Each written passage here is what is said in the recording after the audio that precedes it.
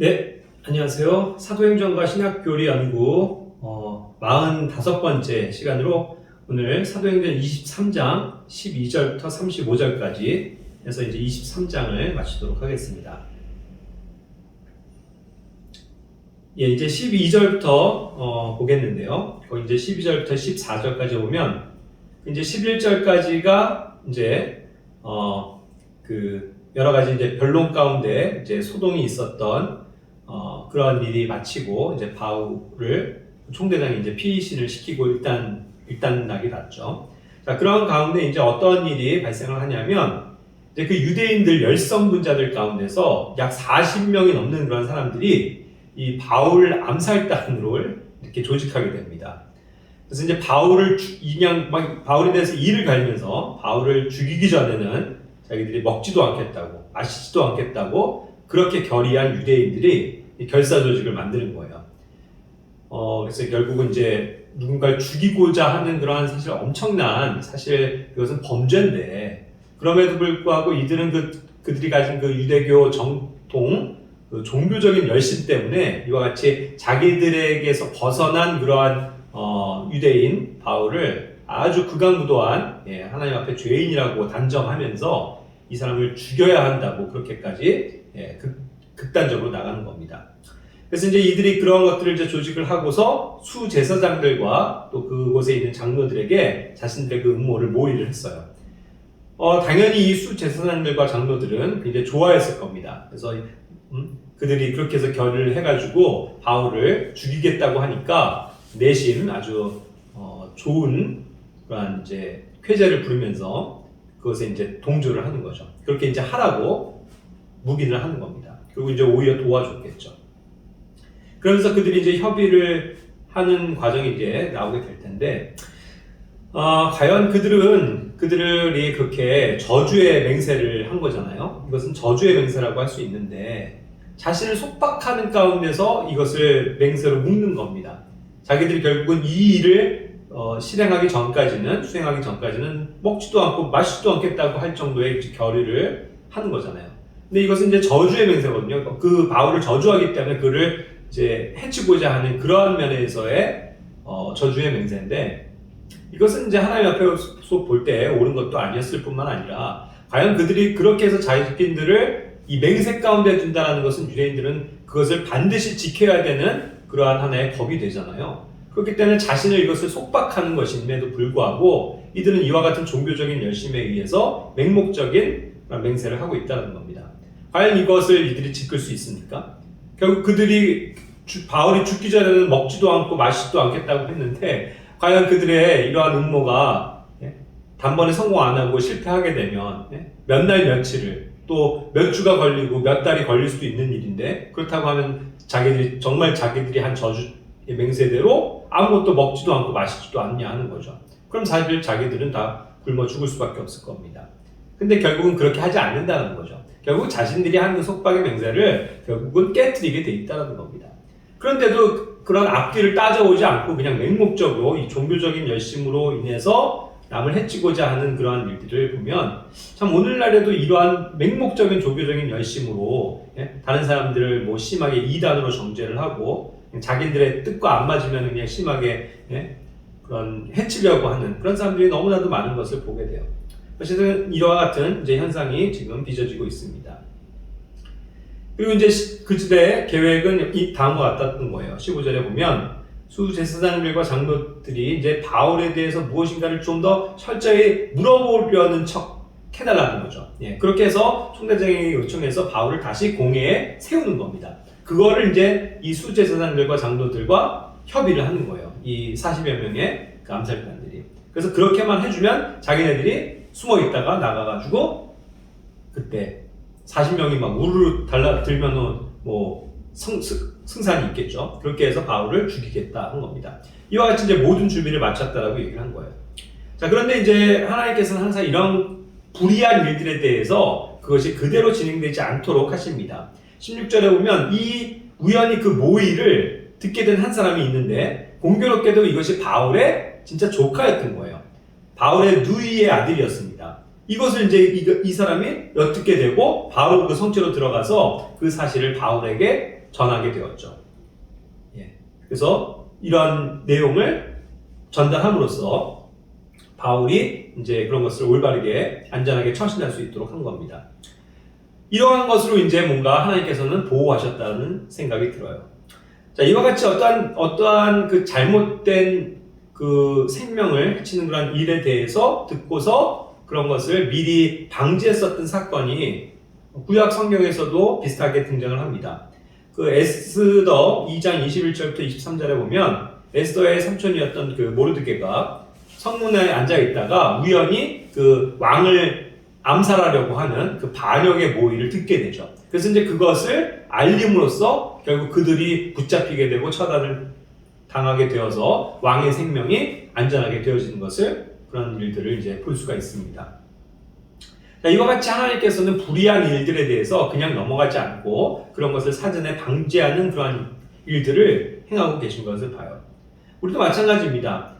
정말로 이것이 악한 일이고 죄에 관한 일이고 남을 무고한 사람을 해치는 그러한 모의들이라고 한다면 그것을 그냥 방관하고 그럼 모른 척할 수는 없다는 거죠. 그래서 그런 것들을 항상 정상적인 어떤 절차에 따라서 그걸 보고함으로써 그러한 정말 안 좋은 일들이 터지지 않게끔 방지하는 것, 그런 것도 선한 일이라고 할 수가 있습니다.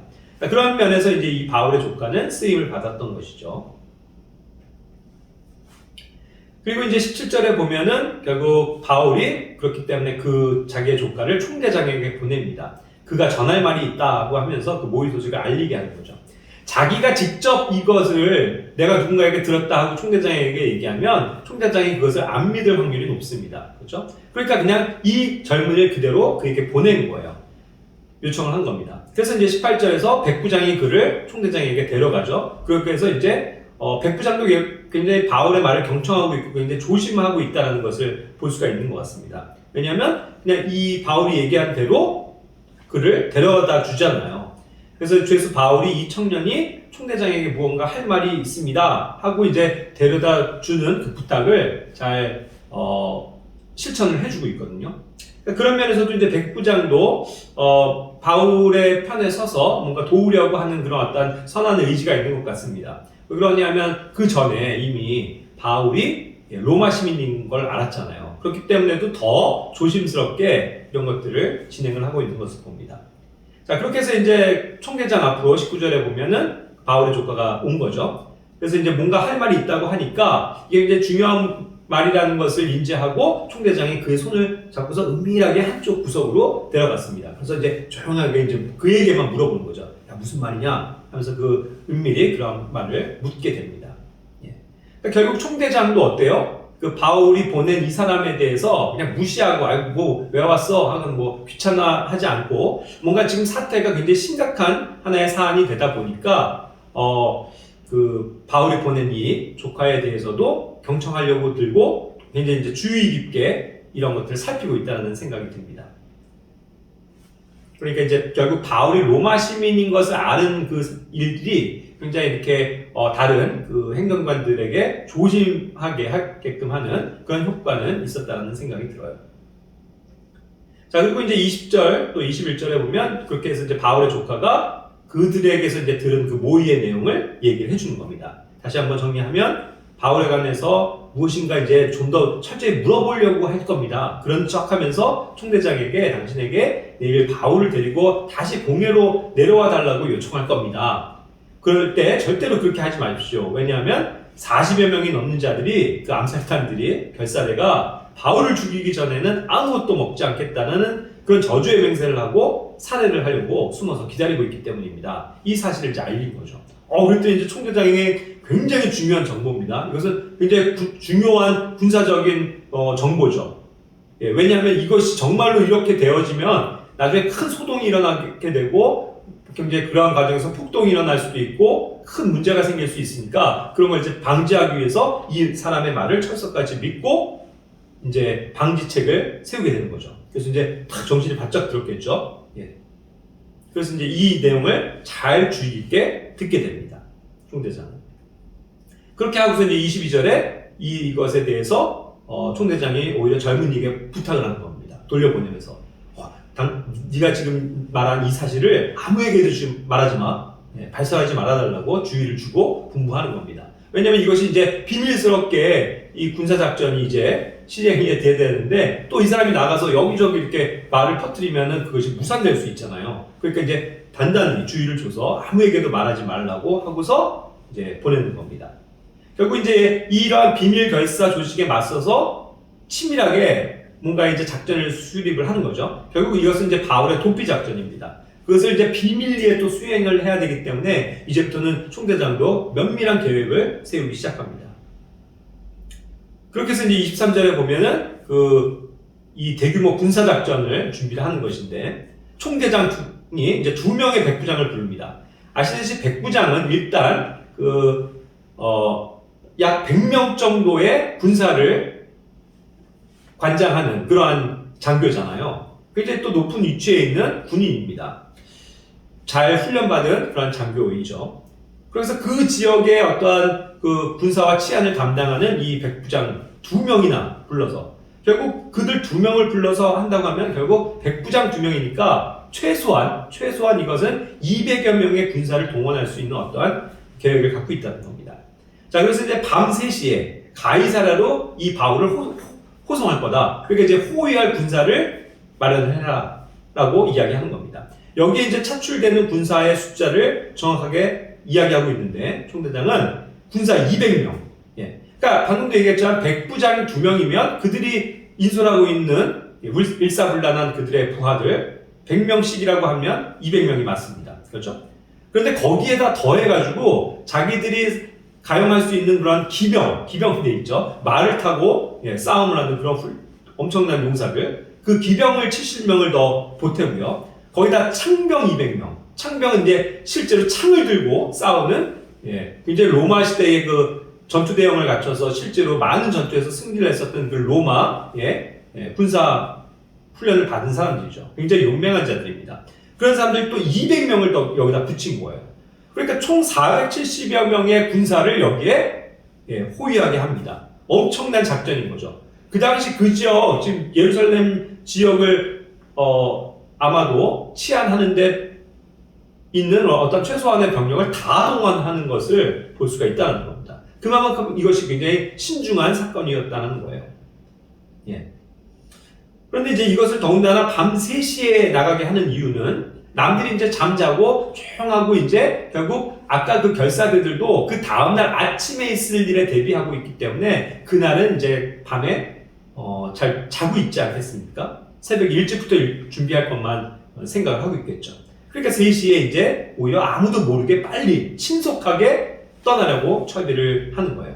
자, 그랬을 때 이제 밤 3시라고 표현한 이 at the third hour of the night 이 표현은 밤의 3번째 시간대를 얘기를 하는 겁니다. 그래서 뭐 오늘날 시간으로 새벽 3시다 이것이 아니고요. 결국 밤을 이 경점을 4개로 4쿼터로 쿼터가 이제 4인데 4개로 이제 나누는 거죠. 그래서 저녁 6시부터 해가 질 때부터 시작해서 그 9시까지가 첫 번째 밤, 그 다음에 9시부터 12시까지가 두 번째 밤, 그 다음에 12시부터 세 번째가 세 번째 밤, 그 다음이 마지막 네 번째 밤이 됩니다.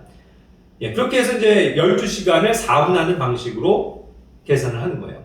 자, 그러니까 이제 이 3시는 결국 12시부터 시작이 되는 겁니다. 밤, 자정부터. 그러니까 12시부터 새벽 3시에 해당이 되기 때문에 가장 사람들이 피곤해서 그냥 깊이 잠들어 있는 그 시간, 거기에 이제 사람들을 동원해서 빨리 신속하게 바울을 호송하는 겁니다.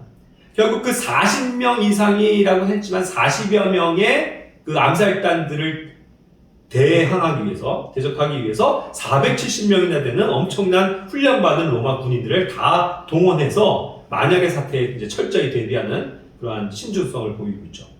굉장히 이렇게 스릴 넘치는 그런 장면입니다. 뭔가 이제 군사작전이 비밀리에 한밤중에 쫙 되는 거죠.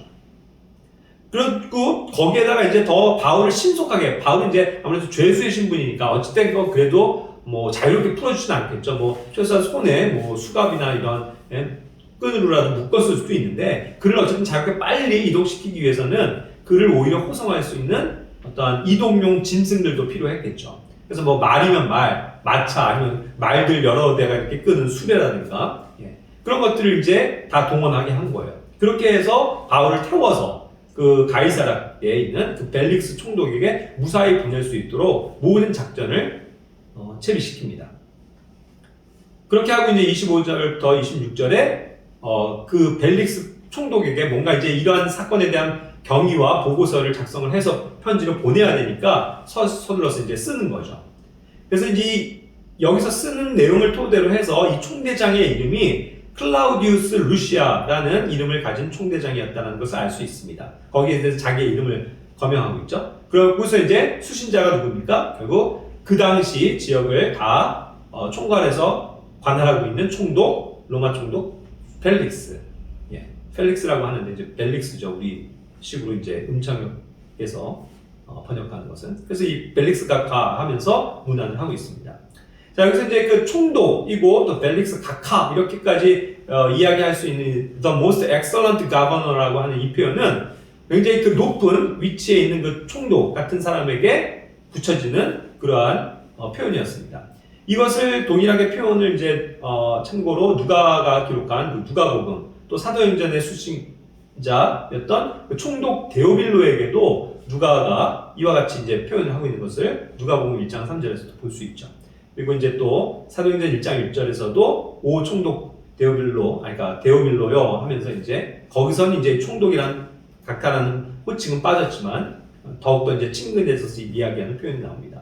그러니까 이제 누가가 이렇게 총독에게 전한 그 보고서가 두 개가 이제 하나가 첫 번째 게 누가복음이고 사도행전이라는 것을 우리는 알고 있는데 여기서도 어쨌든 총독을 대할 때에 정식적인 그러한 어떠한 겸손하게 부르는 호칭들이 이와 같이 총독 각하라는 이러한 식의 표현이었다는 겁니다. 그래서 이제 정성껏 그에게 경위서를 쓰고 있죠. 그렇게 해서 27절에 이제 내용을 시작하는 겁니다. 결국 이 사람 바울이 유대인들에게 붙잡혀서 죽게 되었을 때 그가 로마 사람인 것을 내가 알게 되어 군대를 거느리고 가서 그를 구출했습니다. 이와 같은 식으로 이제 보고서를 쓰는 거예요. 아, 참 이 사람도 되게 야비합니다. 사실 이게 진실이 아니잖아요. 무슨 자기가 유대인들에게 붙잡혀 있을 때 로마 사람인 걸 알고 막 그를 구출하고 그랬으니까 그런 거 아니잖아요. 그런데도 이제 사건을 이렇게 조금 더 과대하게 포장해서 결국 오히려 그렇게 해서 그가 로마 사람임에도 불구하고 함부로 했었던 그것에 대한 허물은 감추고 자신의 어떠한 공적을 이제 과장하는 묘사죠. 그래서 자기가 이 로마 사람을 용감하게 가서 그 어떤 폭도들로부터 이제 구출했다라는 식의 자기의 그 용맹성을 공적을 과장하는 그런 표현입니다. 그러면서 이제 28절부터 29절에서는 결국 그들이 무슨 까닭으로 그를 고소하는지 알기 위해서 자기가 이제 정식적인 이제 재판을 했다. 그래서 자기가 그들의 공회, 유대인들의 공회로 그를 데리고 갔는데 결국 그것이 그들의 그 율법 문제들로 고소를 당한 것이지 결국 이 로마 시민이 이 사람을 죽이거나 결박할 사유가 전혀 없다라는 것을 자신이 파악했다. 이렇게 이제 보고를 하는 거죠. 그래서 어떤 공정한 절차를 통해서 제대로 이제 파악을 해서 결론을 내린 자신의 어떠한 그 또 공적을 이야기하는 겁니다. 그렇게 보고를 하고 있죠.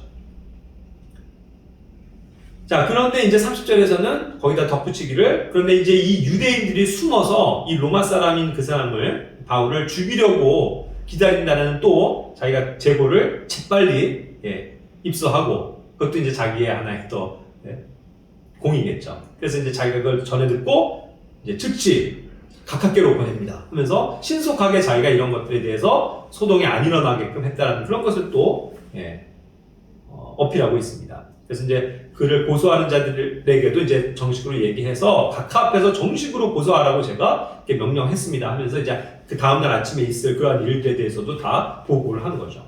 그러면서 이제 평안의 인사를 합니다. 이와 같이 보고를 마쳐요. 결국 이제 이러한 내용들이 뭐예요? 총대장으로서 자기가 해야 할 일을 아주 신속하고 정확한 판단 하에서 적법한 그런 어떤 절차를 따라서 지금 대처하고 했다라는 것을 이제 총독에게도 피력을 하는 거죠. 왜냐하면 그 총대장에게도 훨씬 높은 상관이 그 펠릭스 총독이었기 때문에 이 사람에게 잘 보여야 되지 않겠습니까? 그러니까 이제 자신이 잘 이렇게 처리한 내용들에 대해서 설명을 구구절절 하는 거예요. 자, 그렇게 해서 이제 31절부터 32절에 보면 이제 군사들이 명령을 받은 대로 그 밤에 바울을 취해서 빨리 이제 신속하게 호송을 합니다. 먼저 간 곳이 어디냐면 이게 이제 안디바들이라는 지역이었어요. 거기로 이제 성읍으로 데려가서 또 다른 그쪽에 있는 속한 군인들에게 이제 인수인계를 하는 장면이 나오는 거죠. 그렇게 하고서 이튿날 이제 기병들 아까 70명이 갔다 오는데 70명 기병만 남겨두고, 왜냐면 기병들이 이제 신속하게 또 돌아올 수 있으니까요. 그렇게 해서 남겨두고 아까 함께 갔었던 나머지 400명의 군사들은 이제 다시 예루살렘으로 돌아왔다라고 이야기하고 있죠. 왜냐하면 이것은요, 사실 심각한 또 군사력의 부재가 또 오면 안 되기 때문입니다. 왜냐하면 470명이나 되는 군사를 한꺼번에 다른 데로 보냈으니 지금 예루살렘의 군사력이 굉장히 부족하잖아요. 치안이 부재하게 되는 겁니다. 군사력이. 그러니까 또 그것이 길어지면 안 되겠죠. 그러니까 신속하게 데려다 주고 돌아오는 그런 장면을 보는 겁니다. 자, 그런데 이제 안티바들이라고 하는 안티파트리스라고 하는 이 도시는 결국 예루살렘과 가이사랴를 연결하는 그런 군용 도로에 인접한 성읍이었다고 해요. 그래서 이것이 이제 샤론 평원 동쪽, 예루살렘 북서쪽으로 한 55km 정도에 이제 해당하는 곳이고, 또 가이사랴에서는 이제 남쪽으로 한 45km 정도 되는 중간 지점입니다. 거기까지 이제 신속하게 이동한 거죠. 그러니까 결국은 그렇게 해서 예루살렘에서 여기까지가 55km라고 한다면 그 군인들의 훈련받은 굉장히 빠른 걸음으로 척척척척 하면서 거의 뛰어가다시피 척척척척 하면서 빨리 나아가도 보통 이제 거의 새벽녘에나 도착했을 그러한 위치일 겁니다. 그렇죠? 그래서 이제 빨리빨리 행군을 해가지고 그를 신속하게 거기로 옮겨놓는 거죠. 자, 이 안티바들이라는 지명은 안티파터 해갖고 이제 안디바를 기념하기 위해서 제공한 것인데, 이 안디바가 뭐냐면 헤롯 안티파스 하는 헤롯 대왕의 아버지였는데, 그를 이제 기념하기 위해서 재건한 도시였다고 해요. 그래서 굉장히 헬라화된 그런 문명 도시였고, 또 이제 구약 성경으로 보자면은 여호수아 12장 18절을 근거로 해서 이것이 아벡이라고 했었던 그 옛날 지명이라고 또 사전을 찾아보면 나옵니다. 자, 여기로 이제 신속하게 이동한 거예요. 자, 그리고서 이제 다시 거기에서 이제 이 나머지 군사들 거기서 인수인계를 받고서 가이사랴로 이제 바울이 호송되었겠죠. 그렇게 해서 이제 33절에서는 가이사랴에서 그 서신이 총독에게 전달되고 바울도 총독 앞에 세워지는 그 장면을 이야기하고 있습니다. 자, 이 가이사랴는 굉장히 중요한 도시예요. 그 당시 예루살렘은요, 우리가 지금 성경에서 보면서 지금 신약시대에도 예루살렘 하면 무슨 대단한 그런 장소를 생각할 수 있지만, 사실은 그 당시 식민 도시 가운데서 예루살렘은 그렇게 큰 도시도 아니었고 그렇게 중요한 도시도 아니었습니다. 오히려 다민족들이 섞여 살면서 분쟁이 있고 그냥 항상 그 유대인들은 유대교 전통에 따라서 그냥 보수적인 굉장히 이렇게 낙후된 곳이었지 그렇게 뛰어난 문명을 가진 그러한 도시는 아니었다고 합니다. 그래서 로마로 보면 그렇게 주요 거점이 아니었어요. 오히려 유대인들 때문에 문제나 있는 그러한 지역이었고, 오히려 그 이스라엘 지역 전체 유대 땅을 통치하는 데 있어서 가장 시발점이 되고 요충지, 군사와 문화와 정치 경제의 모든 수도의 역할을 하는 것은 그 당시에 그 시저의 도시라고 불렸었던 이 가이사랴였습니다. 가이사랴가 이 카이사르에서 명명된 거거든요. 카이사르의 도시입니다. 시저의 황제의 도시란 뜻이에요. 그래서 여기에 이제 모든 군사력이 집중되어 있고 총독의 본부도 여기 있었습니다.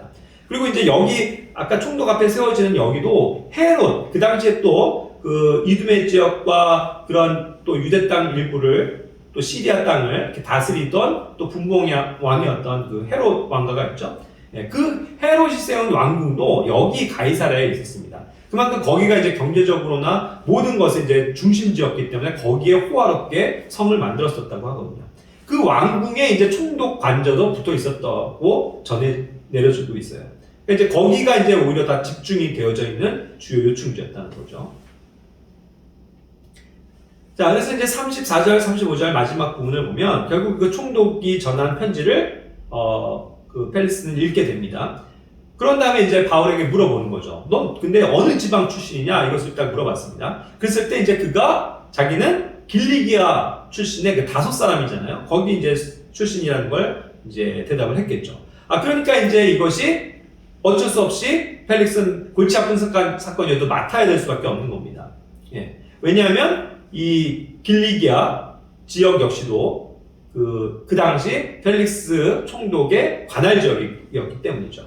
그래서 이제 바울을 고소한 이제 유대인들이 온다고 하니까 그때 이제 그들이 오면 너의 변호를 듣겠다고 하면서 그 헤롯의 재판정, 결국 그 헤롯 그 궁전입니다. 그 안에 있는 그 하나의 이제 뭐 뜰 안에 있는 뭐 임시 감옥 같은 거였겠죠. 거기에 이제 그를 가두라고 명령했습니다. 그래서 완전한 무슨 뭐 그 흉악한 죄인들이 있는 그런 감옥은 아니고 그 헤롯 궁 안에 있는 그 총독 관저에 있는 이제 구치소 같은 곳이었겠죠. 그러니까 그냥 그나마 이제 편안한 곳으로 일단 그를 구금을 시켜 놓는 겁니다. 왜냐면 이 사람이 또 로마 시민이니까 함부로 할 수는 없잖아요. 자, 그래서 이제 이런 처사는 결국 펠릭스도 정치적인 판단을 하는 겁니다. 이것이 이제 자기의 통치권 안에 있는 문제인지 아닌지.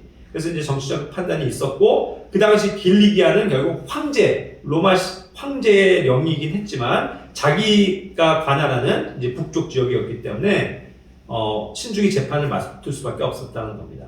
그래서 참고로 그 펠릭스가 그때 당시에 이제 유대 땅까지 다스리는 영토가 북쪽은 이제 길리기아로부터 시작해서 저 중부 쪽으로는 이제 시리아 지역이 있었고요. 그 다음에 이제 저 남쪽이 유대 땅까지입니다. 그 세 개를 다 관할하는 이제 총독이 벨릭스였거든요. 그래서 이제 이 사건이 벨릭스 앞으로 가게 되는 그런 사건으로 지금 마무리가 되고 있습니다.